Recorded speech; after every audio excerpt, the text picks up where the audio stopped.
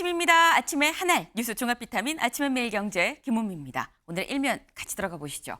매일경제입니다. 정면 돌파 125분 윤 쉬운 길 가지 않겠다라는 게 오늘 매일경제 일면입니다. 어제 윤 대통령 국정 브리핑 겸 기자회견이 있었습니다.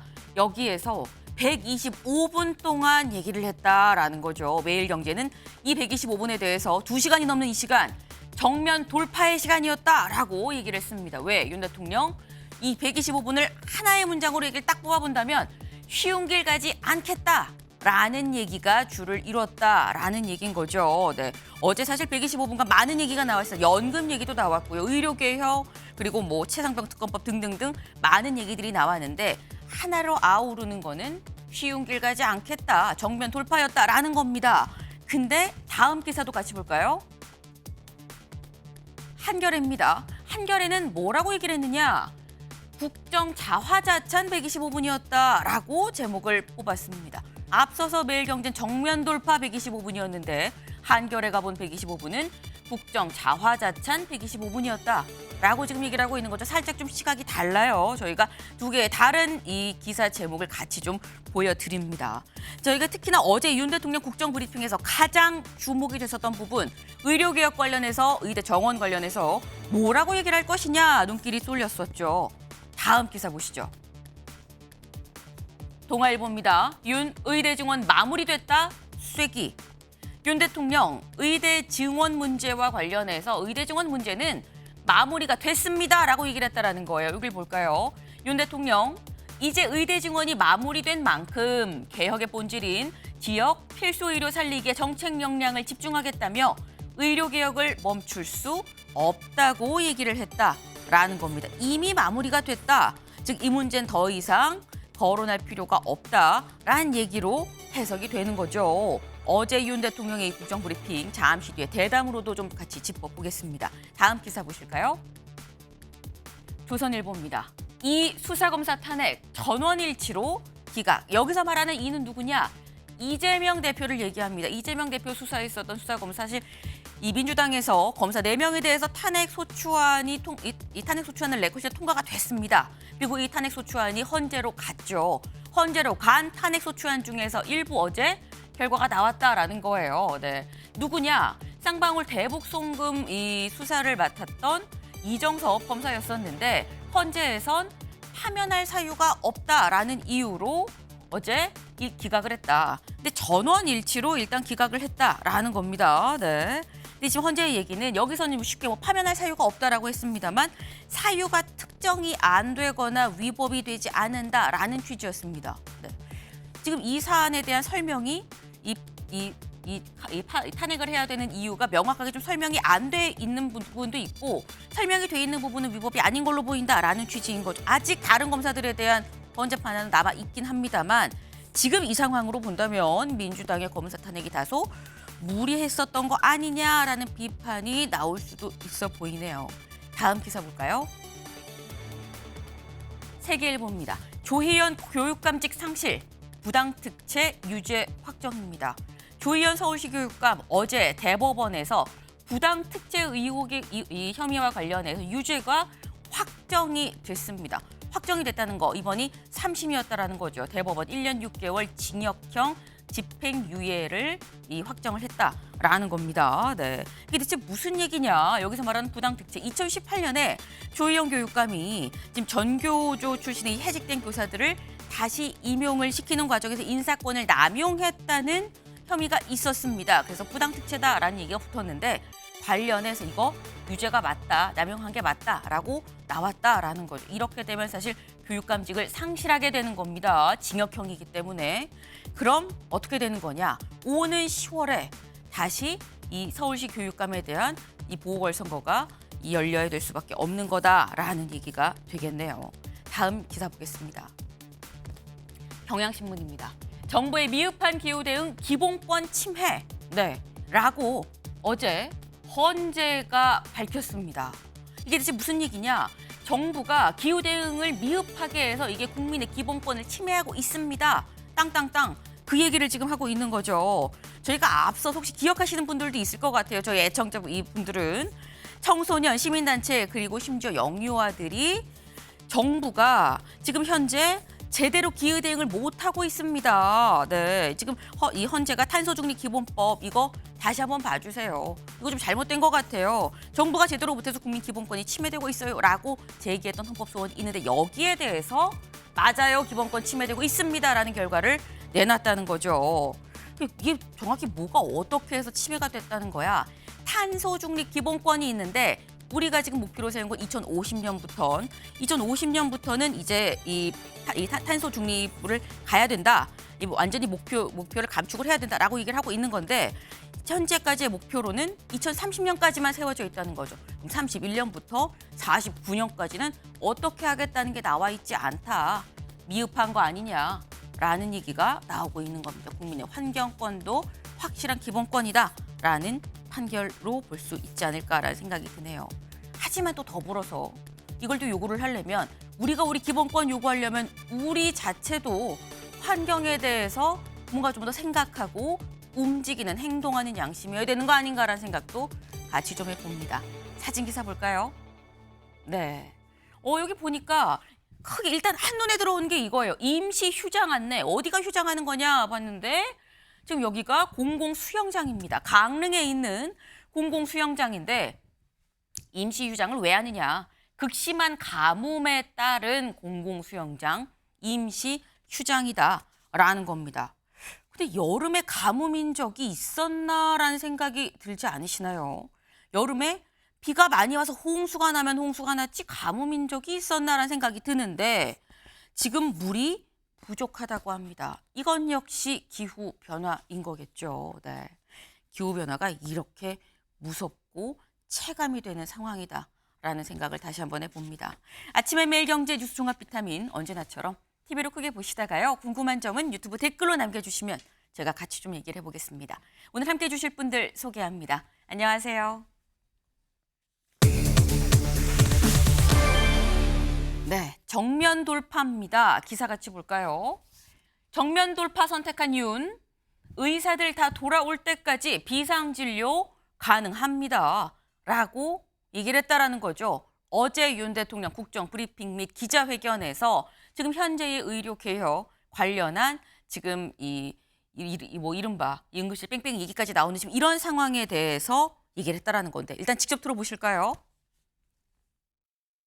의사 증원 문제를 우리가 일방적으로 정한 것이 아니라 지금 그동안 한번 여러분들 몇 년 동안 그 신문 기사를 한번 보십시오. 계속 지금 의료개혁이 필요하고 의사가 부족하고 이런 기사가 계속 났습니다. 여러 가지 단체들이 있습니다만은 제가 4월 1일 날 말씀을 드릴 때에도 37회에 걸쳐서 의사 증원과 양성에 관한 문제들을 의료인 단체들과도 협의를 해왔고요. 의료 수요에 대한 그런 추계를 통해서 어느 정도 인원 증원이 필요한지 내라 그러면 한 번도 낸 적이 없습니다. 네. 우리가 지금 갑자기 이러는 게 아니다. 그동안 수차례 그래서 의견을 내라, 몇 명을 하면 좋겠냐 이런 얘기를 했는데 답이 없다가 지금 무조건 안 되고 오히려 줄이라고 얘기를 하는데 무슨 얘기를 하냐라는 취지의 지금 얘기예요. 더불어서 아까 저희 일면 소개하면서 이 윤 대통령 이런 얘기했다고 했죠. 지금 의대 증원이 마무리가 됐으니 이제 지역의료, 필수의료에 좀 집중을 하겠다라고 얘기를 했습니다. 그럼 이 말인즉슨 윤영걸 대표님, 네. 이제 요거 관련해서는 더 이상의 대화는 없다라고 이해를 해도 되는 겁니까? 그렇게 이해를 해야겠죠. 어제 네. 윤 대통령이 국정 브리핑에서 의사들 다 돌아올 때까지 비상진료가 가능하다. 추석 때 지금 위기설이 많이 있잖아요. 한동훈 국민의힘 대표도 걱정이다 이렇게 얘기했는데 네. 비상진료가 가능하다. 그러니까 계속 여태까지 해왔던 거를 밀고 나가겠다는 거죠. 한동훈 국민의힘 대표는 2020 내년은 확정이 됐더라도 내후년부터는 조정을 하자, 원점부터 다시 하자 했는데 그렇게 하면은 의사 단체들도 여러 군데서 요구사항도 많고 중구난방이 돼서 그나마 했던 거에 다 원천 무효가 된다. 네. 그러니까 해왔던 거를 계속 좀 밀고 나가겠다. 이런 뜻이 아닌가 이렇게 생각됩니다. 어제 국정브리핑이 저는 굉장히 대통령이 그동안에 고생을 많이 하셨구나. 얼굴에 고민의 흔적도 있고 굉장히 옛날보다 눈빛도 부드러워지고 네. 국정 방향 개혁이라든지 여러 가지에 대해서 지적한 거는 참 좋게 봤습니다만은 의료 개혁이라든지 뭐 특검 문제 이런 데 문제에 대해서는 또 현실 인식에 대해서 아직 민심하고는 좀 거리가 있구나 뭐 이런 생각이 좀 들었습니다. 네. 아직 좀 약간 아쉬운 부분이 있었다, 좀 약간 거리가 있는 생각을 하고 있는 것 같다라는 말씀이셨어요. 근데 사실 이런 부분이 더 이상의 그럼 대화가 없이 이 부분에 대해선 뭐 논의의 여지가 없다라는 얘기인 걸로 해석이 된다라고 말씀을 하셨는데, 사실 사람들이 자꾸 이제 의료개혁, 한동훈 대표도 뭔가 뭐 유예안, 중재안 비슷하게 지금 내놓고 있는 이유가 소위 말하는 응급실 뺑뺑이라고 하죠. 이 응급실 대란 때문인 건데, 여기에 대한 구체적인 질문도 어제 있었습니다. 들어보시죠. 지금 의료 현장에서는 그 말씀하신 의대 정원 문제를 이유로 의사들이 현장에 나오지 않고 있는 상황이 수개월째 지속되고 있습니다. 의료 현장에서의 이런 체감과 이 대통령실의 메시지에 이렇게 차이가 큰 이유가 제가 좀 궁금합니다. 의료 현장을 한번 가 보시는 게 제일 좋을 것 같습니다. 또 우리 현장에 우리 의사, 간호사, 또 간호조무사를 비롯한 관계자 여러분들께서 정말 헌신적으로 뛰고 계시기 때문에 저는 뭐 해낼 수 있다고 생각을 하고 있습니다. 응급실 의사가 부족한 것이 근본적으로 문제입니다. 제가 지방에 이런 종합병원이나 공공병원을 가보면은 응급의학과 의사가 거의 없어요. 그거는 우리 의료개혁 때문에 생긴 일이 아닙니다. 원래부터 그랬습니다. 네. 지금 응급실 대란이 일어난 부분에 대해선 실제 현장에 가봐라. 그럼 이런 문제가 없다. 응급실 뺑뺑이 사례 자체는 사실 의료개혁 전부터 있었고, 이거를 꼭 지금의 이 의료개혁 때문이라고 말할 수 있는 건 아니다. 진짜 문제는 뭐냐. 응급실에 의사가 부족하다는 게 근본적인 문제다라고 얘기를 합니다. 응급실에 의사가 부족한 게 근본 문제니까 우리가 그래서 의사를 늘리겠다는 거 아니겠느냐라고 윤 대통령 지금 얘기를 하고 있는 거예요. 그럼 이 얘기인 즉슨 의료개혁 전부터 있었던 고질적인 문제점이기 때문에 지금 얘기가 되는 응급실 대란 얘기는 다소 왜곡됐다라는 겁니까, 신지호 의원님? 근데요, 그 대통령께 그 참모들이 정확한 그 현장 상황을 제대로 보고를 안 하고 있는 게 아닌가 하는 의심을 지울 수가 없는데 네. 지금 대통령실의 인식은 전공의들이 이탈하기 전이나 후나 네. 비포 애프터 응급실 상황에 있어서는 네. 큰 차이가 없다. 이 인식 아닙니까? 그렇죠. 근데요, 이 비포 상황에 있어서는 그 전공의 한 570여 명이 응급실 근무를 했습니다. 근데 이탈하고 나서는 지금 54명, 54명, 10분의 1 토막이 났습니다. 네. 그러니까 전공의들의 빈 자리를 채우기 위해서 전문의들이 그야말로 녹초가 되도록 일을 하다 보니까 번아웃 상황이 되는 거예요. 탈진이. 그래서 건국대 충주병원은 응급실 그 전문의 7명이 다 지금 사직서를 냈고요.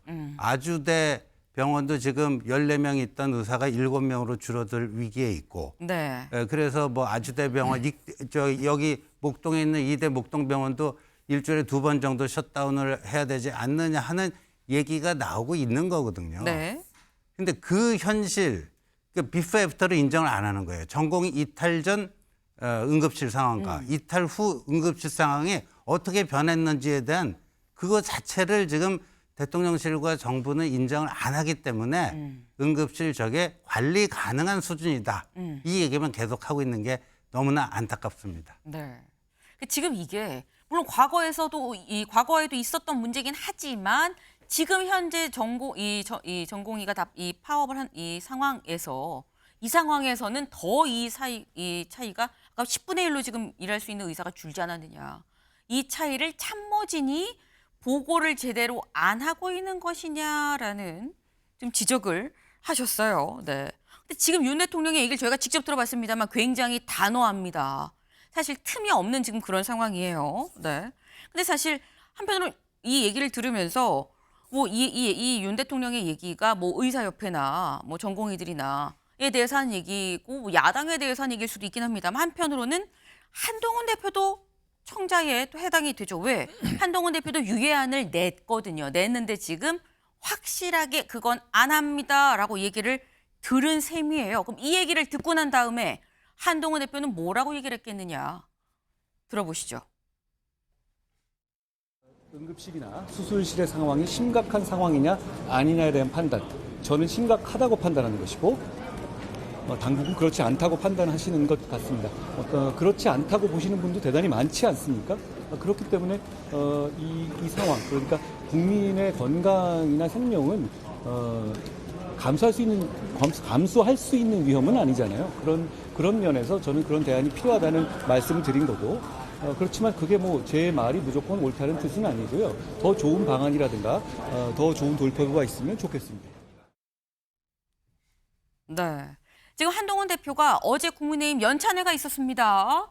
연찬회 자리에 가서 한 얘기, 어제 연찬회가 오후부터 시작이 됐죠. 그리고 윤 대통령의 국정브리핑과 기자회견은 어제 오전이었습니다. 그러니까 어제 오전에 윤 대통령이 내놓은 메시지를 들은 후에 한동훈 대표가 한 얘기인 건데 보면 물러서지 않는 한 응급 수술 상황 심각, 의료개혁, 타협책 필요하다라고 얘기를 했습니다. 지금 윤 대통령이 여지없이 단호하게 이제 마무리됐어요. 여기까지입니다. 더 이상 논의하지 마세요. 라는 취지로 지금 얘기를 했는데 그럼에도 불구하고 계속해서 한동훈 대표도 아니에요. 이거 상황 심각해요. 타협책 필요합니다. 우리 얘기하고 논의해서 대안 내놔야 돼요. 라고 얘기를 하고 있어요. 알고도 얘기했다라는 거죠. 근데 이게 지금 문제는 최창렬 교수님. 지금 평행선 같은 느낌이에요. 벽 대 벽. 이거 해결 기미가 안 보입니다. 대통령이 어제 그 브리핑에서 네. 분명히 못을 박아 버렸어요, 그야말로. 의대 직원 마무리됐다. 이건 더 이상 뭐 타협할 여지가 없다라는 걸 분명히 선언한 거예요. 네. 그렇다면 이게 지금 현실이 분명히 있는 건데 오늘 의대 증원에 대해서 찬성한 국민이 많은 걸로 제가 알고 있습니다. 그리고 의사들에서도 모든 의사가 다 의대 증원을 반대하는 건 아닌 걸로 제가 알고 있는데 그렇다 하더라도 어쨌든 전공의가 안 들어오고 있잖아요. 응급실이 분명히 문제가 있는 건 사실이고. 네. 근데 저 부분은 응급실에 전혀 문제가 없다고 그러면 문제가 있으니까 이런 지금 이 자리에서 논의를 하고 있는 거 아니겠어요? 의정 갈등이라든지 의료 대란에 문제가 있으니까 언론도 얘기하고 아무리 언론이 바보고 국민들이 바보고 패널들이 바보라 하더라도 그 문제가 없는 걸 맨날 이렇게 얘기하겠냐고요. 그렇다면 뭔가 문제가 있는 걸 의식을 하고 일단 문제가 있는 걸 인식하고 기정사실을 한 다음에 문제를 풀어갈 생각을 해야지 대통령이 나오셔가지고 모든 국민이 바라보고 있고 특히 의료개혁 같은 건 굉장히 중요한 관심사잖아요. 일대 국민의 관심사인데 네. 중대 관심사인데 저 부분을 분명히 논란이 있는데 뭐 좋고 나쁘고 떠나서 논란이 있잖아요. 컵이 있는데 네. 이걸 이걸 가지고 지금 의대 직원 마무리됐다 이렇게 얘기를 해버리면 뭘 어떻게 하겠다는 거예요? 그러니까 의견이 다를 수가 있는 거잖아요. 한동훈 대표 얘기처럼 말이죠. 한동훈 대표는 마지막에 그러죠. 자기 생각이 다 옳은 게 아니다. 어느 게 더 옳은 건지 몰라요. 다 생각도 다르고. 의사들 단체도 생각이 다르고 이런 상황이 있다면 근데 현실은 분명히 문제가 있는 것이고 이걸 뭔가 풀 생각을 어제 기자들과 일문일답에서 나와야 되는 거죠. 우리는 이렇게 들여다보고 있다. 여전히 우리 대통령실과 정부 의견이 맞다고 보지만 그러나 이게 현실 아니겠습니까? 조금 들여다보고 한동훈 대표의 제안도 마침 있으니 한 대표 생각에 다 맞지 않다고 생각하지만 네. 생각해 보겠다. 이렇게 해야지 얘기되는 거 아니겠어요? 근데 완전히 돌아올 딸을 끊어버리고 의대 지원 마무리됐다면 끝이에요. 어떻게 뭘 얘기를 꺼내겠어요? 대통령께서 그렇게 얘기하셨는데. 그러니까 저런 식의 태도가 저는 의료 전문가가 아니기 때문에 직원이 맞다 틀리다 감히 얘기 못 하겠어요. 그럼에도 불구하고 이 정치라는 게 갈등이 분명히 존재하는 이 상존하는 갈등에서 풀어내는 거 아니겠어요? 대통령은 갈등의 최고 중재자예요. 네. 정치인이기 때문에. 근데 이거를 그냥 의대 정원 마무리했다고 얘기를 해버리면 아무도 얘기 못 하는 거 아니겠어요? 우리가 검찰 수사 같은 경우도 무슨 얘기를 대통령이 하면 이거 가이드라인 아니야 이렇게 얘기 비판하듯이 얘기를 저렇게 대통령께서 말씀하셨는데 누구는 뭐라고 얘기하겠어요? 거기다 대고 한동훈 대표나 당에서 얘기하면 이거 의정 갈등이다. 또 이렇게 나올 거 아니겠어요? 네. 어제 보세요. 대통령께서 말씀하신 거 보세요. 이거 정부가 뭘 하겠습니까? 그러니까 대통령의 진심을 알겠어요. 억울해 하시는 것 같은데 그러나 현실이 있는데 그 부분을 저렇게 아무 문제가 없다는 식으로 얘기하면 어떡할 거냐. 제가 그 비판을 안 할 수가 없습니다. 네. 지금 최창렬 교수님이 쓰신 표현 중에 아니 이렇게 다리를 그냥 끊어버리면 어떻게 하자는 거냐라고 말씀을 하셨어요. 그러니까 뭔가 얘기를 대화로 좀 풀어가고 얘기를 해가면서 뭘 찾아가는 게 정치인데 지금 그게 지금 아예 이루어질 수 없는 상황으로 그냥 확 단정 지어진 상황이다라고 말씀을 하셨는데 사실 지금 이 상황에서 신지호 의원님 네. 어제 한동훈 대표는 굉장히 생각이 많지 않았을까 싶습니다.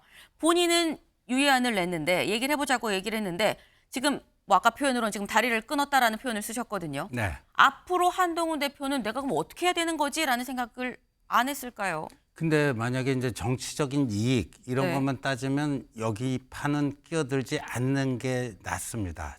네. 자칫 잘못하면 양쪽에서 뺨때기 맞습니다. 음. 정부 쪽으로부터도 맞고 뭐 야당이나 단순히 이런 이해관계만 생각하면 그렇다는 거죠. 네, 그리고 이런 그 조정 중재 역할이 지금 그 상황으로 봐서는 성공 가능성보다는 실패 가능성이 더 높아 보입니다. 그런데 4월 1일 그 어제 그 저기 대통령도 강조하신 4월 1일 대국민 특별담화 네. 시작을 이렇게 합니다. 의료 개혁은 국민들을 위한 것이다. 맞죠? 근데 국민들을 위해서 시작한 의료 개혁 과정에서 네. 의정 갈등이 발생을 했고 그 의정 갈등의 불똥이 지금 국민들에게 튀어서 응급실 뺑뺑이 안타까운 죽음 이런 상황이 지금 속출하고 있는 거 아니겠습니까? 그렇다면 정치는 그런 국민들을 대변하는 거 아니겠습니까? 근데 그 과정이 현재의 지형상으로는 굉장히 쉽지가 않아요. 네. 그러나 뭐 양쪽으로부터 다 욕을 먹더라도 네. 이거는 계속 갈 수밖에 없다. 그러니까 한동훈 대표와 그 당이 이걸 또 일부 언론에서 뭐 친윤 친한 그런데요. 어제 말이죠. 조규용 보건복지부 장관, 네. 이주호 교육부 장관, 장상윤 대통령실 사회수석 이 세 사람이 연찬해 왔죠. 의대 그 담당자예요. 네. 설명을 하고 비공개로 의원들하고 질의응답을 받았는데 네. 거기 보면요. 심지어 권성동, 윤한홍 친윤 핵심이라고 불렸던 실명 거론하셔도 되는 겁니까? 예, 의원님들조차도 정부 이거는 아니다. 굉장히 비판적인 목소리를 냈어요. 그러니까 이건 그런 문제지 네. 무슨 친윤 친한 이제 당정 갈등. 한동훈 대표가 어제 당정 갈등이라는 사치스러운 프레임이다. 네. 국민들 목숨이 걸려갖고 뭐 하는데 이게 무슨 뭐 당정 파워 게임할 문제가 아니라는 거죠. 네. 당정 갈등 얘기는 저희가 잠시 뒤에 저희가 또 좀 제대로 좀 짚어볼 수 있도록 하고요. 일단은 지금의 이 상황에 대해서 한동훈 대표 상당히 머리가 지끈지끈하지만 그럼에도 불구하고 이거를 그냥 버리고 나몰라라고 갈 수 있는 상황이 아니다. 계속 갖고 갈 수밖에 없다라는 말씀을 하셨어요. 그렇다고 한다면 이 평행선이 앞으로도 계속 더 길게 이어질 수밖에 없는 상황이 아닌가라는 생각이 드는데 사실 어제 의료개혁 얘기만 나온 건 아닙니다. 어제 최상병 특검 얘기도 나왔어요. 최상병 특검 관련 기사 같이 볼까요? 최상병 수사 잘 되고 있어. 외압 실체 없는 게 드러났다라고 윤 대통령이 얘기를 했습니다. 들어보시죠. 지난번에 뭐 차상병 그 특검과 관련해서 무슨 뭐 청문회를 하지 않았습니까? 국회에서. 뭐 이미 거기서 뭐 외압의 실체가 없는 것이 자연스럽게 드러난 게 아닌가. 저는 지난번 그 5월 10일 우리 기자회견 때도 수사가 미흡하면 제가 먼저 특검을 하자고 하겠다라고 했는데 지금 이제 그 우리 최상병의 이런 안타까운 그 사망 사건에 대해서 도대체 어떻게 법적 책임을 물어야 하는지에 대해서 수사가 저는 잘 되고 있다고 생각합니다. 네, 윤 대통령. 내가 수사가 미진하면 내가 먼저 특검을 요청을 하겠다고 말씀을 드렸었는데 지금 수사되고 있는 거 보니까 수사가 잘 되고 있는 것 같다라고 얘기를 했어요. 근데 이 얘기는 임세영 대변인님. 결국 특검은 필요 없는 것 같은데요? 라는 얘기로 지금 들리거든요. 그러니까 지난번에 말씀하셨던 걸 이렇게 동의를 반복하고 계세요. 그러니까 이게 부족하면 내가 먼저 특검을 하라고 종용하겠다라고 말씀하셨는데 그거 그러니까 어떻게 보면 컨트롤 C, 컨트롤 V거든요. 근데 그 안에 우리가 그 과정에서는 많은 일들이 있었습니다. 그러니까 대통령께서 어떤 방송을 보셨는지 모르겠어요. 방송을 봤는데 아마 외압에 실체가 없는 게 다 드러났다 했는데 드러난 거 아직도 하나도 없습니다. 오히려 그 과정에서 외압이 있었다는 정황들이 우리 더 많이 나왔고요. 심지어 그 외압뿐만 아니라 그 더 나아가서는 뭐 이종호 씨라던가 삼부통원이라던가 등등의 더 나아가는 실체가 필요한 일들이 발생을 했습니다. 오히려 더 심각하게 수사가 필요한 문제가 발생했는데 대통령께서는 방송 통해 봤는데 다 드러나지 않았냐라고 하는 것이 전 법률가이지 않습니까? 대통령께서도요. 근데 네. 이거야말로 오히려 또 법률 위반인 일들을 자꾸 하고 계시는 것 같아요. 오히려 아까 지금 의료 개혁에서도 뭐 이거 뭐 다 된 거 아니냐 마무리하겠다라고 하는 것처럼 이것도 사실 이걸로 다 끊고 가겠다라는 시그널을 준 거 아닌가라는 신호로 저희는 읽혔습니다. 네. 그래서 사실 이번 그 국정 브리핑과 여러 가지 기자 회견에서 대통령께서는 모든 의혹과 여러 가지 국민들이 궁금해하는 것들을 그냥 이참에 그냥 다 씹고 하겠다. 죄송해요 말씀 그렇게 해서. 근데 묻고 뭉개고 씹고 하겠다. 내 한마디로 하겠다라는 것밖에 읽혀지지 않았습니다. 네. 최혜병 문제 같은 경우도 지금 뭐가 밝혀졌나요? 좀 제대로 된 얘기 안 하고 심지어 청문회 과정, 국회에서 묻는 과정에서도 그 나와 있는 증인분들이 뭐 거짓말한 것도 들통이 났고요.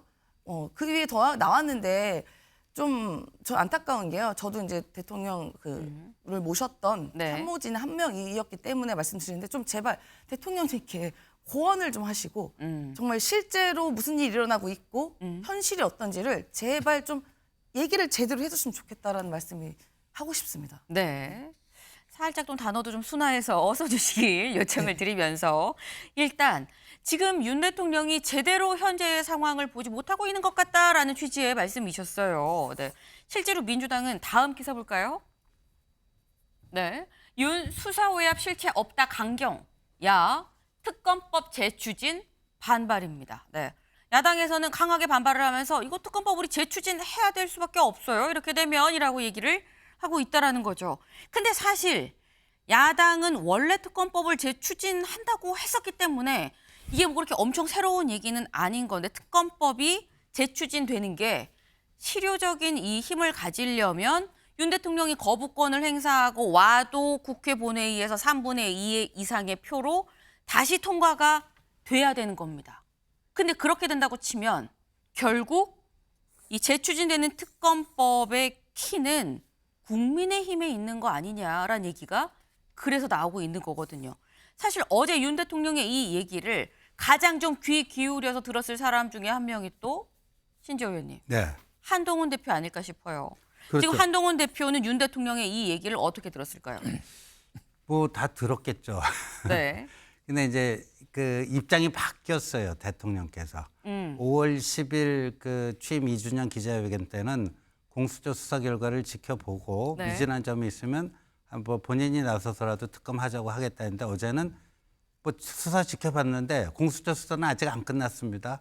근데 특검할 필요 없다.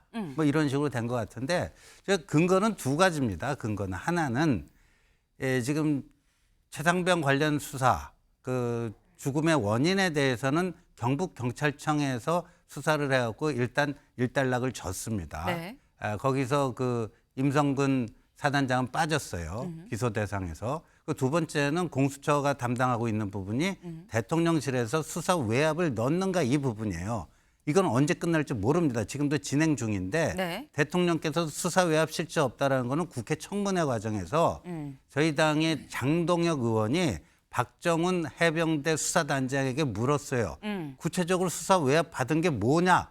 누구로부터 언제 어떤 연락을 받았길래 당신은 수사 외압을 받았다고 주장을 하는가? 답을 못했어요. 답을 못했어요. 그 박정훈발 수사 외압 아닙니까? 근데 네. 본인이 국회 청문회 나와서 야당 그 정청래 법사위원장 판 깔아줬는데 거기서 그 답을 못한 거예요. 네. 그걸 가지고 이제 대통령께서는 저렇게 얘기를 하시는 것 같은데 네. 그거는 이제 저런 상황을 어떻게 볼지는 조금 보는 각도에 따라 다를 수 있다고 봅니다. 한동훈 대표는 좀 다른 각도에서 보고 있다고 말씀드립니다. 그래서 저의 질문은 포인트가 이거였었어요. 그래서 저 윤 대통령의 얘기를 듣고 한동훈 대표는 앞으로 최상병 특검법을 어떻게 할 생각을 갖고 있느냐가 질문입니다. 기존 입장 그대로 유지할 겁니다. 계속 당을 설득한다. 네. 알겠습니다. 네. 사실 설득을 한다고 한 지 시간이 꽤 지나고 있어요. 근데 아직 뭐 이렇게 뾰족한 뭔가 눈에 드러나는 이 결과가 나오진 않은 상태인데 일단 계속해서 당내 설득을 하겠다라는 입장인 걸로 이해가 됐습니다. 네. 근데 어제 또 무슨 얘기가 나왔느냐? 김건희 여사에 대한 수사 특혜 의혹 얘기도 나왔습니다. 기사 같이 볼까요? 저도 검사 때 전 영부인 자택까지 갔어요라고 김 여사 특혜 조사에 대해서 반박을 했다라는 거죠. 직접 들어보시죠. 준사법적인 이런 수사의 처분 결과나 또는 뭐 재판의 어떤 선고 결과에 대해서는 대통령으로서 언급을 그동안 자제해 왔다는 점을 좀 유념해 주시기를 부탁드립니다. 저도 검사 시절에 전직 대통령 부인, 전직 영부인에 대해서 멀리 뭐 자택까지 직접 찾아가서 조사를 한 일이 있습니다. 어찌 됐든 뭐 수사 처분에 대해서는 제가 언급 안 하는 게 맞다고 생각합니다. 더구나 뭐 가족과 관련된 일이라면 더더군다나 거기에 대해서는 언급 안 하는 게 맞고요. 네, 윤 대통령. 지금 나도 검사 때 영부인 이 조사를 해봤었는데 그때 나도 자택까지 갔었어요. 내가 직접 그쪽 집으로 갔어요라고 얘기를 한 겁니다. 언제를 얘기를 하는 거냐? 2012년에 노무현 전 대통령의 이 권양숙 여사를 직접 방문해서 방문 조사를 했었는데 나도 방문 조사를 했는데 김건희 여사에 대해서는 약간 문제가 없는 거 아니냐라는 취지로 일단 이 얘기를 한 걸로 지금 이해가 됩니다. 윤영걸 대표님. 네. 근데 또 뒤에 붙이긴 또 가족 관련 일이니까 뭐라고 얘기하는 게 또 그래요라고 얘기를 하긴 했는데 어떻게 들으셨습니까? 저는 뭐 어제 국정브리핑 125분 했잖아요. 네. 그래서 칭찬을 좀 많이 해주고 싶은데 오늘 분위기가 다들 이 비난하는 논조가 많아서 마음이 좀 편치 않은데 네. 저 부분도 가족 일은 내가 언급할 거 아니다. 그건 대통령 말이 맞아요. 한데 그 내가 12년 전에 권양숙 여사 자택 봉하마을까지 가서 했다. 그 얘기는 좀 필요 없는 오개 티죠. 예, 그때는 전직 대통령 노무현 전 대통령 사망하고 전직 대통령 그때 왜 그 노정현 씨 딸 그 외화 밀반출해서 미국에 부동산 산 거 이거 갖고 조사하느라고 대검 중수부 과장 때 간 거거든요. 그때는 전직 대통령 부인 간 거고 네. 지금은 현직 대통령이잖아요. 그러니까 지금은 국민의 눈높이가 안 맞는 거예요. 임의 조사가 원칙이라고 그랬는데 그러면 앞으로 검찰 조사할 사람들 오라보면 중국집 짜장면 배달시키듯이 그럼 우리 집에 와 그렇게 하면 다 갑니까 검찰이? 그거는 아니죠. 네. 그러니까 조사 받는 건 좋은데 그러려면은 검찰청에 대통령 부인이 가서 조사를 받아야죠. 공개되지 않아도 지하로 가는 방법도 있고 여러 가지가 있거든요. 근데 제3의 장소, 경호처에서 관리하는 장소에서 하고 휴대폰까지 다 검사가 반납한 상태에서 조사를 하니까 이게 조사를 한 건지 조사를 받은 건지 조사를 당한 건지 모르겠다. 이런 여론까지 있었거든요. 그래서 저 대통령 가족 언급 안 한 거 대통령은 말 잘했습니다마는 굳이 그 권양숙 여사 얘기까지 한 거는 조금 오개티다 이런 말씀을 드리고 싶습니다. 네. 그러니까 어제 있었던 얘기에 대해서 뭔가 좀 많이 얘기를 하고 싶은데 오늘 좀 얘기들이 좀 그렇게 흘러가네요라고 말씀을 하셨어요. 오늘 만평이 있었습니다. 어떤 만평인지 좀 같이 볼까요? 네, 이거예요. 여기 보니까 큰 파도 위에 지금 이 작은 조각배라고 얘기를 해야 되나요? 대통령 기자회견이라는 조각배를 일단 윤 대통령이 지금 땀을 흘리면서 타고 있습니다. 쭉 먼 곳을 지금 탁 이 망원경으로 좀 보고 있는 거죠. 이 만평의 제목은 이상과 현실입니다. 최창일 교수님, 네.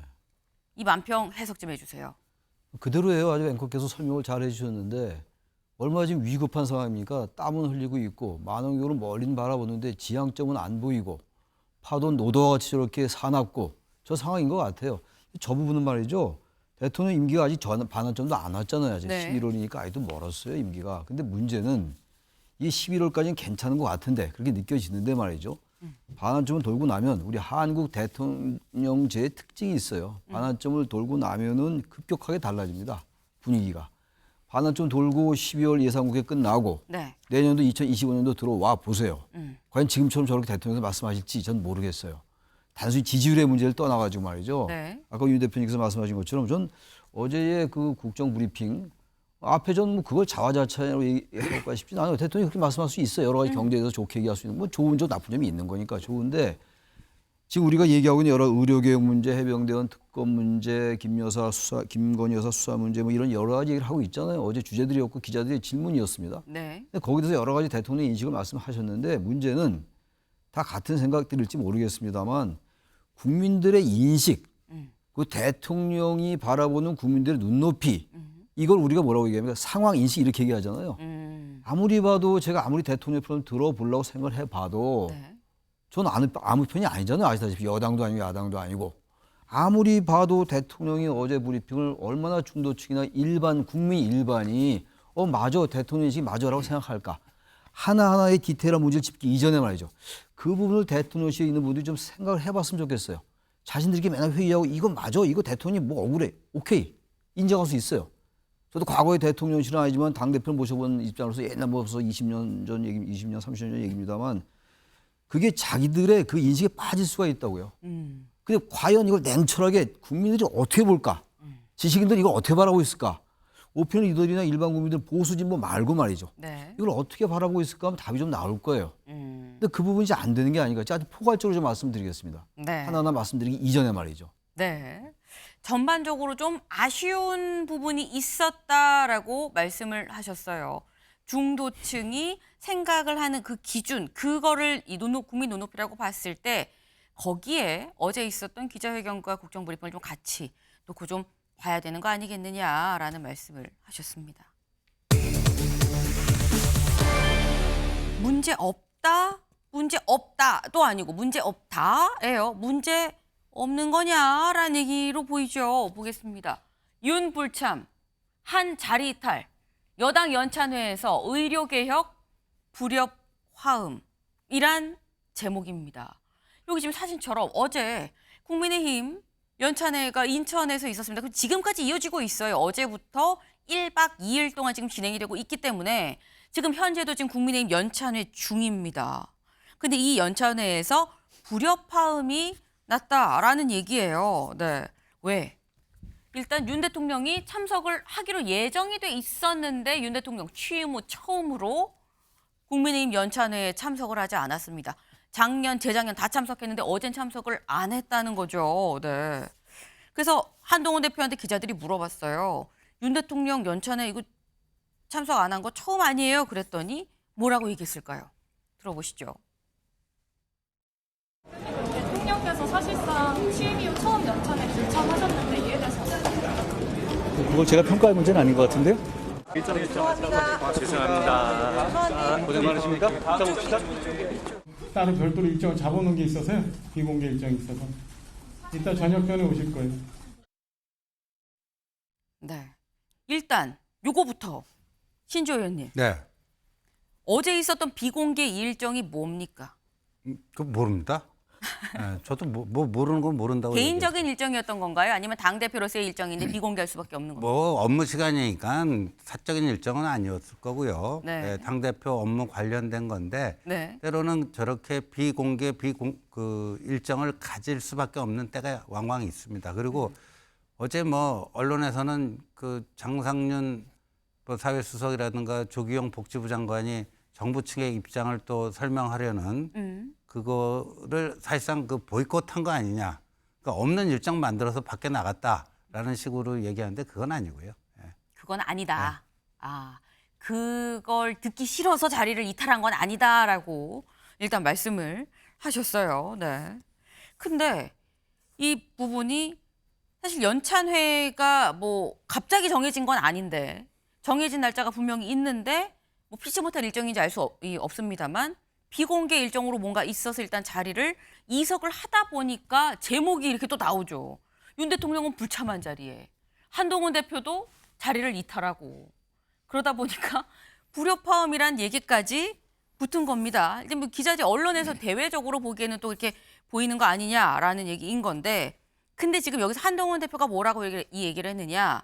윤석열 대통령 불참에 대해서 뭐 제가 평가할 얘기가 아닌 것 같은데요라고 얘기를 했어요. 딱 그 한 문장이었습니다. 임세영 대변인님. 일단 뭐 일부러 자리를 피하고 그런 건 아니고요. 뭐 이런 얘기도 하시긴 하셨는데 일단 두 사람 사이 진짜 문제 없는 건가? 라는 생각이 들 수도 있거든요. 어떻게 보십니까? 그러니까 그동안 이제 한동훈 대표와 네. 윤석열 대통령의 관계는 20년 넘은 굉장히 돈독한 관계로 알려져 있잖아요. 그래서 사실 뭐 그 당시 뭐 불협화음이 있는 것 같았지만 뭐 사과하면서 뭐 마무리되는데 그래서 약속대로냐는 얘기도 나왔지만 저는 이제 요 여러 가지 이제 사건들을 계속 봤을 때는 이제는 건널 수 없는 강을 서로 건넌 게 아닌가라는 생각이 강을 들어요. 건넜다. 물론 어제 같은 경우도 대통령께서도 뭐 브리핑하고 기자회견 하시고 일정이 뭐 분명히 있으셨고 그다음에 한동훈 대표도 뭐 여당의 당대표니까 얼마나 일정이 많겠습니까? 그러니까 뭐 그 부분은 인정할 수 있겠지만 이게 참 묘하게 시기가 웃기잖아요. 이렇게 여러 가지 상황이 봤을 때. 그래서 네. 우리는 그런 우려를 할 수밖에 없는 것인데요. 근데 물론 뭐 집권 여당의 대표와 대통령께서 의견이 막 똑같을 수는 없습니다. 그건 뭐 어느 누가 집권도 마찬가지인데요. 지금 같은 상황은 매우 지금 뭐 의료 대란이라던가 또 경제 상황이라던가 매우 심각한 국민들의 이슈들이 많은 상황에서 과연 이렇게 불협화음하는 모습이 국민들께서는 매우 불안하게 비춰질 수 있습니다. 그러니까 집권 여당이라고 하면 또 대통령이라 하면 어떤 국정 운영에 무한한 책임을 갖고 협업해서 야당과 국정 파트너로서 이렇게 협업해야 되는 시기인데 이렇게 자기네끼리 집안 싸움하는 모습을 보이면 어떻게 과연 야당이랑가도 이렇게 협의나 협치를 할 수 있겠냐라는 국민적인 불안한 시선이 분명히 있는 것이거든요. 그래서 저희는 뭐 두 분의 관계가 뭐 개인적으로는 뭐 기분이 나쁘고 할지는 모르겠지만 예를 들어서요. 이게 어쨌든 국정이라는 큰 그 대로를 보시고 좀 하루빨리 국민으로 들어가셔서 빨리 야당과도 협치를 하시면서 국정 운영을 좀 제대로 가셨으면 좋겠다라는 바람이 듭니다. 네. 지금 민주당 입장에서는 이게 좀 집안 싸움으로 좀 보이는데 집안 싸움도 좀 빨리 좀 다독이고 우리랑도 좀 얘기를 했으면 좋겠다라고 말씀을 하셨어요. 네. 요 사실 어제 연찬회뿐만이 아니라 아까 신지호 의원께서 말씀하셨죠. 일부러 뭐 그 정부 쪽의 얘기를 듣기 싫어서 보이콧하려고 자리 비운 게 아니에요. 일정 진짜 있었어요라고 말씀하셨는데 다음 기사 보실까요? 윤, 한 체제 첫 여당 연찬회 불참, 한동훈 회견 시간 따로 간담회. 어제 윤 대통령의 국정브리핑과 기자회견이 오전 10시부터 125분 동안 진행이 됐습니다.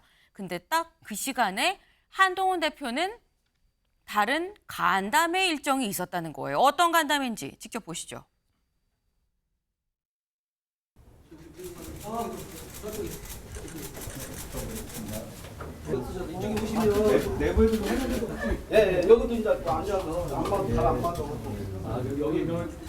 올해 진짜 더웠잖아요.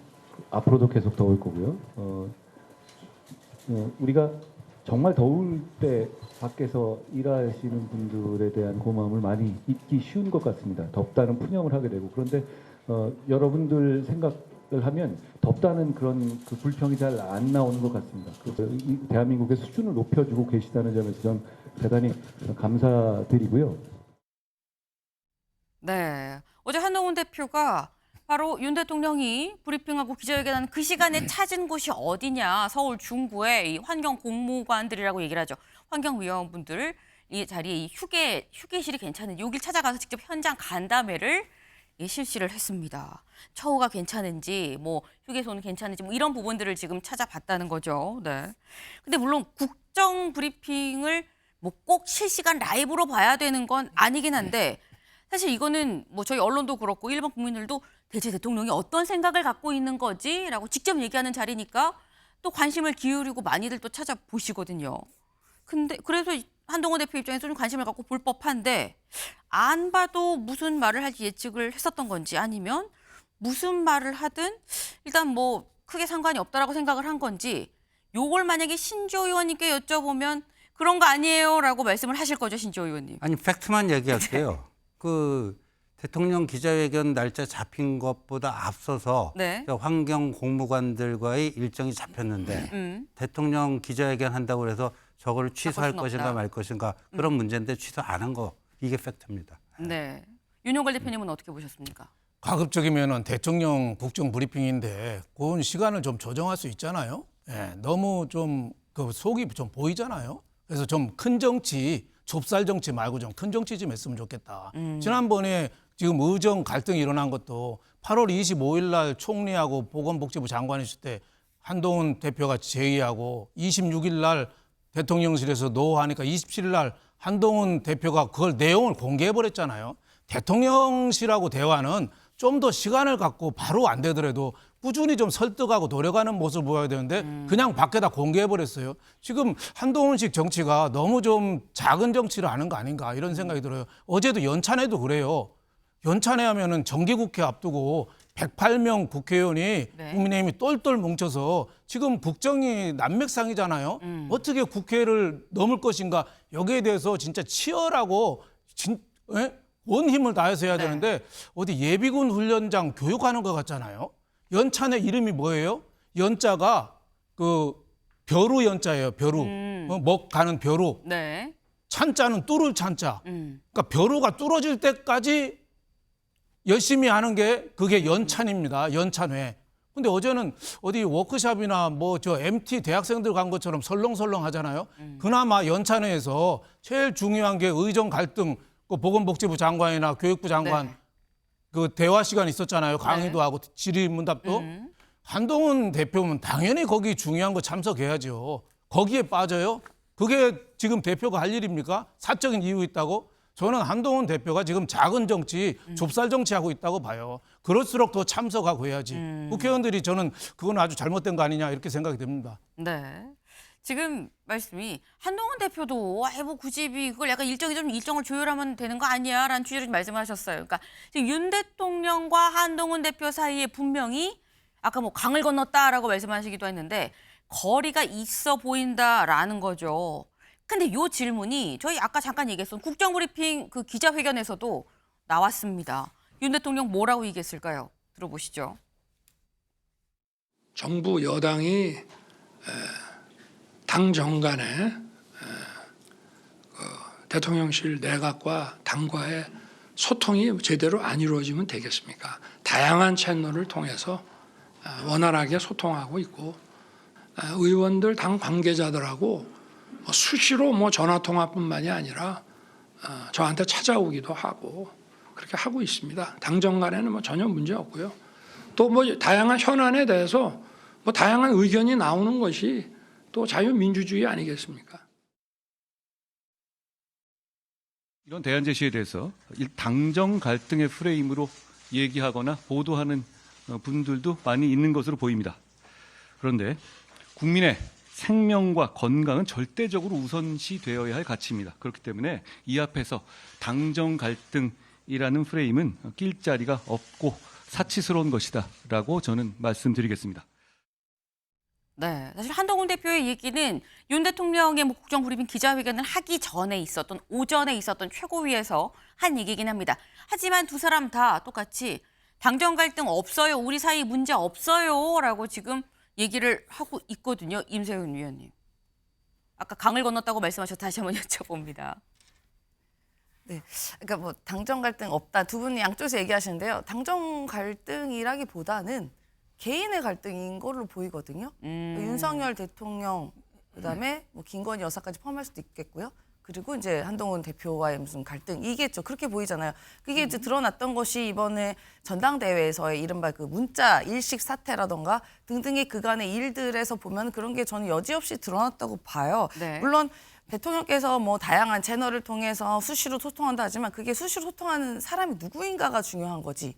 그게 뭐 수시로 소통도 예전에 뭐 체리 따봉도 막 날리시고 전화 많이 하시잖아요. 근데 그게 누구랑 하는 게 중요하잖아요. 어떤 내용으로. 그러면 어쨌든 그동안에 뭐 지금은 모르겠습니다만 어쨌든 아주 친한 선후배 관계였던 한동훈 대표와 과연 그렇게 원활하게 소통을 하냐. 그럼 저희는 그렇게 보이지가 않습니다. 왜냐하면 계속 엇박자가 나잖아요. 한동훈 대표가 뭐 최혜병 특병 재산자 얘기도 또 약간 경로 비슷하게 또 하셨기도 하고 이번에 의료 공백 사태도 사실 집권여당의 대표가 이야기하신 거면은 그 충분히 대통령실에서도 귀담아 듣고 합의가 분명히 가능한 거거든요. 뭐 제 경험에 의하면 그렇습니다. 근데 그게 아니라 또 대통령실은 발끈하는 반응이 보였다는 것 등에 의하면 지금에 있는 윤석열 대통령과 한동훈 대표는 적어도 이 두 분의 소통은 제대로 되지 않는 게 뭐 여실히 보여진다. 저는 그렇게 생각하고 있습니다. 네.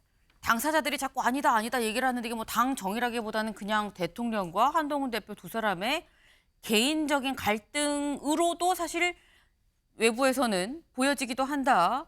근데 이게 맞는 거냐라는 얘기도 같이 하셨어요. 네, 땅속으로입니다. 땅속 얘기가 나왔어요. 무슨 얘기인지 기사 같이 볼까요? 서울에서 또 싱크홀. 네. 도심 달리던 차가 땅 속으로 폭삭 꺼졌습니다. 여기 좀 볼까요? 마치 땅에 그림을 흰색 자동차 옆모습을 그려놓은 것 마냥 차가 있는 그대로 갑자기 슉 폭삭 땅 밑으로 꺼졌습니다. 직접 영상으로 확인해 보시죠.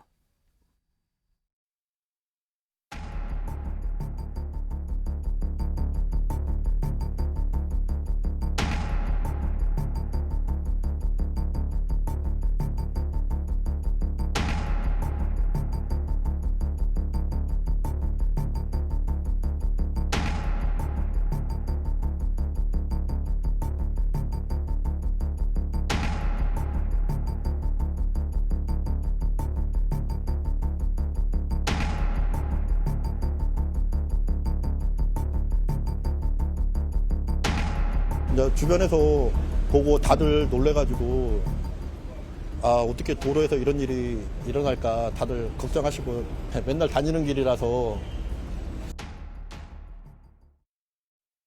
네, 어제 서울 이 서대문구 연희동 쪽에서 있었던 바로 싱크홀에 지금 자동차가 푹 꺼져 있던 바로 그 모습입니다. 영상으로 봐도 아니 어떻게 이런 일이 있어? 라는 생각이 들 정도예요. 가다가 무슨 땅이 이렇게 집어삼키는 것처럼 갑자기 푹 하고 들어가는 모습이죠. 저희가 요 얘기를 좀 해보려고 이수곤 전 시립대 토목공학과 교수님을 좀 연결을 했습니다. 교수님 안녕하세요. 네, 안녕하세요. 네. 교수님 저희가 영상을 지금 봤는데 네. 이게 사실 믿을 수 없는 지금 상황입니다. 저희가 듣기로는 교수님께서 직접 어제 저 사고 현장을 갔다 오셨다고 들었는데 네. 의아한 게 보통 싱크홀이라고 하면 이게 둥글게 파지잖아요. 네. 근데 이거는 가다가 땅이 훅 꺼지면서 자동차 모양 그대로 그렇게 꺼졌거든요. 이게 다른 싱크홀들하고 같은 종류의 싱크홀이라고 볼 수 있는 겁니까? 네, 같은 겁니다. 그냥 형상만 다른 것뿐이지. 네, 그러니까 저 차가 이렇게 그 무게가 있으니까 그렇게만 쭉 꺼진 겁니다. 동공이 크게 있었는데 흙들이 많이 있는데 차가 이렇게 꺼지니까 우리 거기만 딱 꺼진 것처럼 보이는 것뿐이다. 그 원래는 크게 밑에도 형성이 돼 있을 거라고 봅니다. 원인이 뭘까요? 원인은 뭐 여러 가지 얘기가 있는데 제가 단정적으로 말씀드리기는 어렵고요. 제가 뭐 가능성 확정적으로- 측면에서 네, 가능성은 뭐 제가 보기에는 거기 지금 상하수도관이 뭐 없었다는 얘기 있고 있었다는 얘기도 있는데요. 네. 제가 보기에는 없었던 것 같아요. 그게 맞다면은 제가 가보니까 가스관들은 이렇게 지나가는 것 같아요. 가스관이요. 근데 그러면은 상하수도 관로의 노후 관로 가능성은 좀 적다는 얘기거든요. 네. 가능성이 있겠지만 제가 보기에는 거기가 거기 지하에 지표면에 도로에서 마이너스 12m에 네. 12m 깊이로 거기 배수 펌프장 공사를 터널 공사를 하고 있었어요. 그 주변에 네. 그 밑에 네. 그러니까 밑에가 마이너스 12m니까 이번에는 한 마이너스 2m거든요. 그러니까 네. 마이너스 12m 있었는데 2년 전에 2022년도 6월달에 그 공사하다가 중단이 됐대요. 네. 그 부분에서 뭐 그 부분인지 확실은 못하지만 제가 추정하는 게 맞다면은 그러니까 뭐 여러 가지 설이 있지만 그 밑에 터널 공사하다가 중단이 된 터널이 뭐냐면 쉴드 터널이라 그래요. 이렇게 보면 막으면서 가는 터널인데 네. 그 지질이 취약한 것도 맞습니다. 취약하니까 공사가 어려웠으리라고 봐요. 공사하다가 이게 기계가 중단됐다 그러는데 기계가 중단됐다는 게 제가 추정컨대는 제 경험으로 볼 때는 그 터널 안쪽으로 물하고 토사가 들어와 가지고 그 기계가 묻혀버린 것 같아요. 토사예요. 그 토사 묻혔으니까 그 토사가 어디서 왔겠어요? 바로 천장 위에서 온 거거든요. 터널 그쵸. 위쪽에. 그 위쪽에 그만한 동공이 있다가 2년 만에 동공이 위로 자라납니다. 그 동공이 무너지면서 천장에 있는 흙이 무너지면서 자꾸만 천장이 위로 이동하거든요. 네네. 그래서 요번에 천장에 5월 달에는 발견 못했는데 그럴 수도 있습니다. 그러다가 위에 요번에 비가 와가지고 점점 천장까지 위에가 달달한 겁니다. 천장이. 그래서 싱크홀이 난 거거든요. 그렇군요. 지금 교수님 말씀을 들어보니까 지금 주변에 팠다가 중단했었던 터널도 있고 실제 네. 공사를 하고 있는 곳도 있고 여기에 더해서 지금 여름에 비 오고 하면서 뭔가 토사가 좀 유실되는 부분도 있기 때문에 여러 가지 다양한 이 측면을 같이 좀 고려를 해야 된다라는 말씀을 일단 이해를 했습니다. 네, 근데 네, 저희가 이 사고가 나기 전에 저희가 지금 계속 차가 왔다 갔다 하는 곳인데 네. 지금 딱 저 차만 가다가 이렇게 했어요. 지금 저희가 지금 영상을 보면 사고가 나기 직전에 다른 차들이 약간 좀 꿀렁꿀렁 하면서 지금 가는 모습이 네네. 보이긴 합니다. 그럼 교수님, 저 모습은 사실 밑은 이미 꺼졌는데 이 위에 깔린 아스팔트의 이 탄성으로 버티고 있었던 건지 아니면 네네. 저 때까지는 그래도 조금 빠졌었던 건데 아니요. 그렇다고 봐야 되고요. 뭐 거의 뭐 그러다가 점점 딱 커진 거고요. 근데 네. 여기서 지금 많은 언론사들이 지금 놓치는 게 있어요. 뭘까요? 지금 모르는 게 뭐냐면 그 주의사기라는 서대문구 구의원이 그거를 동영상 찍어서 13번에 제보했다 그러지 않습니까? 구청에요. 네네. 왜 골든타임을 놓쳤을까요? 왜 거기를 금방 막지 못했을까요? 저는 네. 사고 원인도 중요하지만 왜 인명피해까지 이렇게 사전에 골든타임을 놓쳤는가가 중요합니다. 왜냐하면 구청에서 정부가 재난관리 시스템의 주관 아닙니까? 정부가요. 네. 그래서는 안 됩니다. 그 지역 주민들이 지금 법과 제도에 주민들이 빠져 있습니다. 주민들이 제보만 하지 주민들이 왜 직접 가서 막죠? 거기서요. 그 가장 지역 주민들이 지역을 제일 잘하는데 네. 지역 주민들이 지금 재난관리 시스템 형식적으로 있지만 예방 차원에서 지금 빠져 있다고요, 주민들이요. 그러니까 제보하면서 타이밍을 놓치는 거예요. 공무원들은 뭐 결제 받고 하니까 이게 늦죠. 그래서 이거 공무원들이 재난관리 시스템의 주인이 되는 것이 아니라 네. 일본처럼 일본은 지진이 많으니까 지역 주민들이 그걸 재난 예방의 주인이라고 합니다. 주동적으로 하고요. 우리도 정부에서 재난관리 예방 시스템 실제로는 예방 시스템이 정부에서 하겠다고 대통령 컨트롤 타워라 그랬지만 네. 그 밑에 지역 주민 공무원들이 작동하지 못해요. 그러니까 공무원들이 없어요.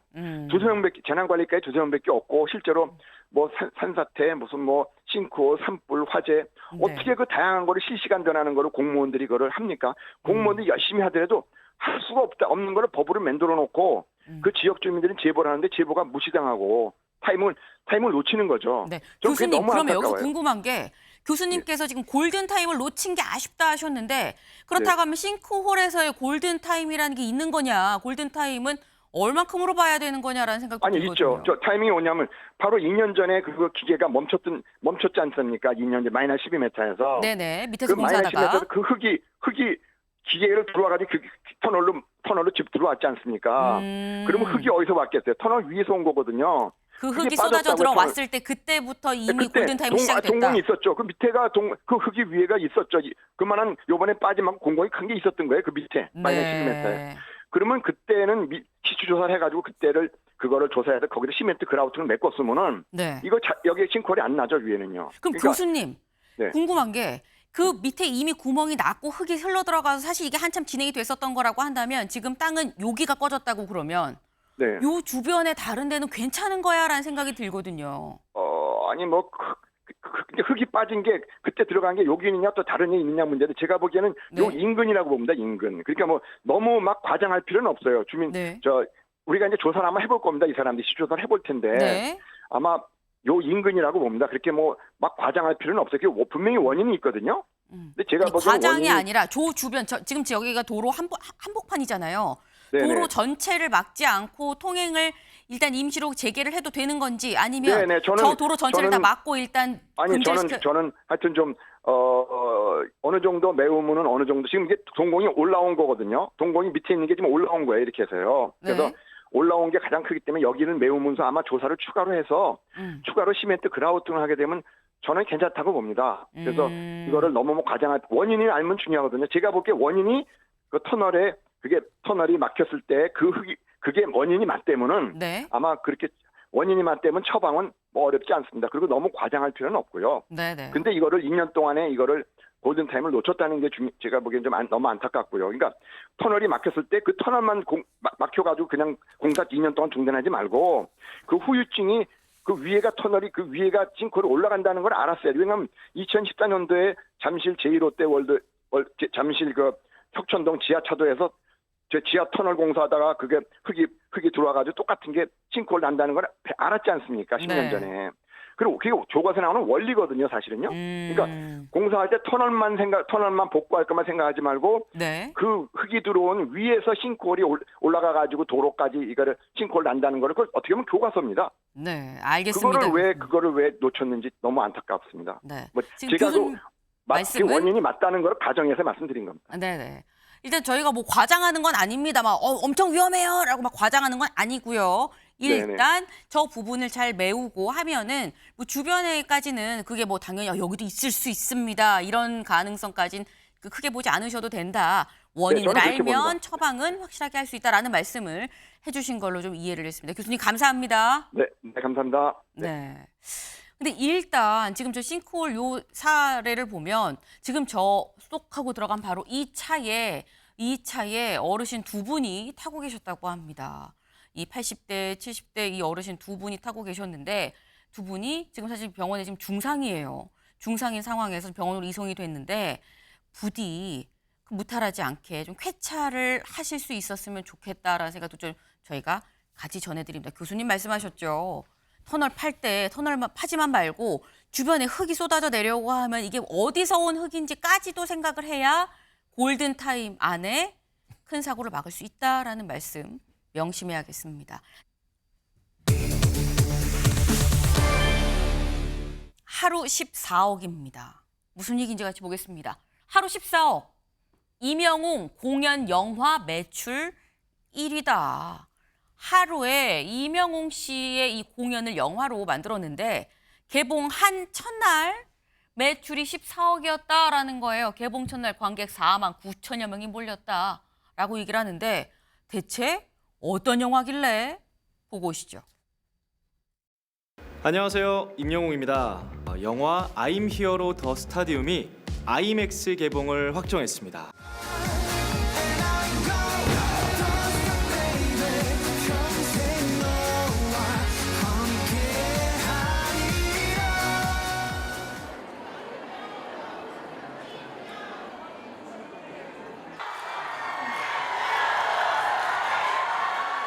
가수로서 스타디움에 입성한다는 게 정말 영광스럽고 상상하기 힘든 그런 자리인데요.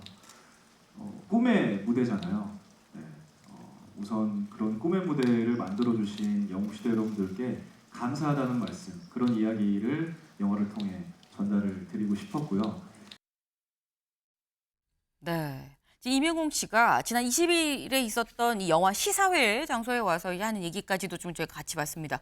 보니까 다들 이 파란 풍선인가요? 파란 풍선, 플래카드, 목도리 같은 거 이렇게 들고서 이렇게 있는 저희 어머님들의 모습도 같이 좀 보이고 했는데 이걸 좀 보겠습니다. 29일 영화관 입장권 통합 전산망에 따르면 I'm Hero 더 스타디움은 개봉일 전날 14억 2천여만 원의 이 매출을 올렸다.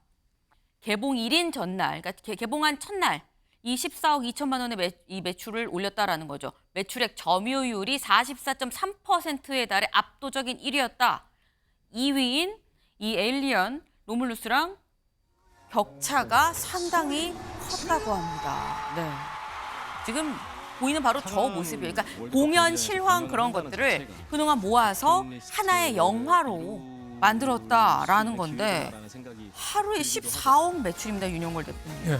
사실 요즘에 영화관 잘 안 간다고 하는데 보니까 2위랑 차이도 엄청나요. 그렇죠. 뭐 영화 불황이라 뭐 티켓값을 내려야 된다 뭐 이런 얘기에서 네. 또 많이 논란이 있었지 않습니까? 네. 그러니까 이명웅 씨 공연한 거를 직접 하는 것도 아니고 그거를 영화로 만들었는데 하루에 14억 2천만 원이 오르고 단숨에 1위로 오르고 매출 점유율 44%라는 거 엄청나죠. 네. 이명웅 개인이 또 트로트 가수로서 무명 오디션 출신 아니에요? 어려운 환경에도 불구하고 가수로서 대성을 했고 또 자기 관리를 또 철저하게 하는 거 어디 가더라도 그 사진 찍는 거나 뭐 이런 게 매너가 그렇게 좋대요. 저 어디 대공원이나 과천 대공원도 가보면 이명웅 공원이 있습니다. 팬클럽이 돈을 걷어서 공원을 만들었어요. 근데 거기에 이명웅 사진도 없고 아무것도 없고 네. 이명웅 손 모양만 이렇게 조그만하게 구석에 있어요. 네네. 그러니까 저렇게 보이지 않는 저 어떻게 보면 카리스마라 그럴까요? 그냥 겸손한 그 카리스마 이게 저렇게 인기의 비결이 아닌가 이런 생각이 좀 듭니다. 네. 지금 보니까 이명웅 공원도 갔다 오신 걸로 일단 파악이 되는데, 네. 근데 지금 저희 티켓도 일반 영화 티켓보다 10,000원 정도가 더 비싸다고 그래요. 근데 그럼에도 불구하고 이렇게 인기다. 또 한편으로 생각하면 이게 최창렬 교수님, 또 영화 문화계가 지금 티켓 이게 보러 온 사람이 별로 없다라는 얘기도 있긴 한데 이런 부분으로 약간 영역을 좀 확장해서 하는 게 또 다른 활로가 될 수 있는 거 아닌가라는 생각도 언뜻 들긴 하거든요. 글쎄 좀 저는 뭐 제가 저쪽 전문가는 아닌데 네. 새로운 장르 같아요. 무슨 영화 공연했던 걸 모아서 영화로 한다는 것 같은데 그럴 텐데 글쎄요, 저는 뭐 솔직히 큰 관심이 별로 없는데 저게 뭐 새롭게 또 이 국민들이 이명희 씨에 대해서 워낙 인기가 있고 네. 지금 앞서 잘 설명해 주신 것처럼 색다른 면모를 갖고 있으니까 새로운 영역으로 개척할 수 있다고 생각합니다. 네. 또 다른 새로운 영역으로 또 인정을 받고 또 어떻게 보면은 지금 뭐 극장 뭐 영화 너무 비싸요 하지만 또 보러 온 사람도 이렇게 이런 또 다른 부분으로 또 관심 가는 거를 또 내놓으면 보러 올 수도 있겠다라는 생각이 들기도 하고요. 네. 저희가 준비한 소식은 오늘 여기까지입니다. 오늘도 좋은 하루 보내세요.